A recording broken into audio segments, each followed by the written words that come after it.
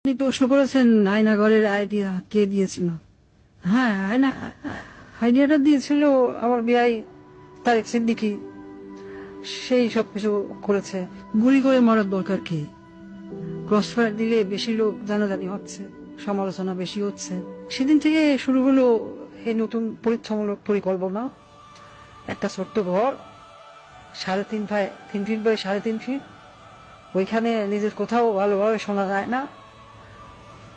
হ্যাঁ, আমরা প্রথমে কিছু বিরোধী নেতাকে তুলে আনলাম, এই বিএনপি, জামাত, ছাত্র শিবির, ছাত্রদল, কিছু সাংবাদিক। ওদের দেখা হলো সেই আয়না ঘরে। প্রথমে কয়েকদিন ওরা দেয়ালে ঘুষি মারত। আমাকে ভিডিও কলে দেখানো হলো, ভিডিওতে আমাকে দেখানো হলো ওরা দেয়ালে ঘুষি মারত, দরলা ঠেলে বেরোনোর চেষ্টা করছে। তারপর কিছুদিন দেখি শুধু উপরের দিকে তাকিয়ে থাকে। তারপর এক সময় ক্লান্ত হয়ে শুধু উপরের দিকে তাকিয়ে থাকতো। প্রথম কিছুদিন কেউ বুঝতে পারতো না কতটা সময় গেছে, কয়দিন তাদের আটক রাখা হয়েছে।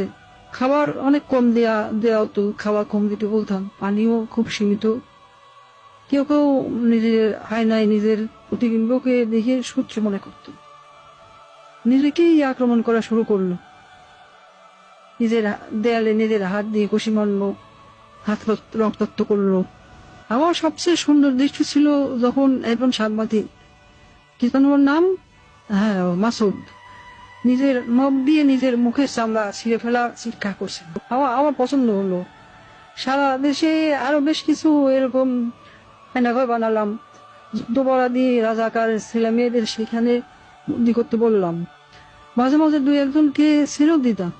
ফিরে এসে কেউ কিছুই বলতো না, ওইভাবে বলে দিয়েছিলাম যেন কেউ মুখ না খোলে। ব্যাস, সাপও মরল না, লাঠিও ভাঙলো না। মানুষ ভাবলো যান বাঁচাতে স্বেচ্ছায় আত্মগোপন করেছিল, কিন্তু আমার আসল শক্তি ছিল প্রচারণায়। আমার দলের নেতা কর্মীরা, তারাও এই ব্যাপারটা বিশ্বাস করতে পারে। সত্যকে আমরা এমন ভাবে ধামাচাপা দিয়েছি কি যেন কেউ বিশ্বাসই করতে পারছে না আয়না ঘর আসলে ঘর বলতে সত্যি কিছু ছিল। আমি হাসলাম, কারণ কেন জানেন, একবার যদি সত্য মিথ্যাকে আর মিথ্যাকে সত্য বলে চালিয়ে দেওয়া যায়, তাহলে আর কিছু করার দরকার নেই। মানুষের মনে সন্দেহ ঢুকিয়ে দেওয়াই যথেষ্ট। আমার বাবা বলতেন, একবার যদি কেউ নিজের চোখে দেখা জিনিসকে সন্দেহ করতে শিখে, তবে সে নিজের জীবনের উপর বিশ্বাস রাখে না। তখনই তুমি তাকে সম্পূর্ণ দখল করে দিতে পারবে। আমি তাই করেছি। আমি তাদের মনের উপর শাসন করেছি। আমি তাদের কল্পনাকে বন্দি করেছি। হাস্তায় আজও মানুষ সন্দেহ করে আয়না ভালো বলে সত্যি কিছু ছিল।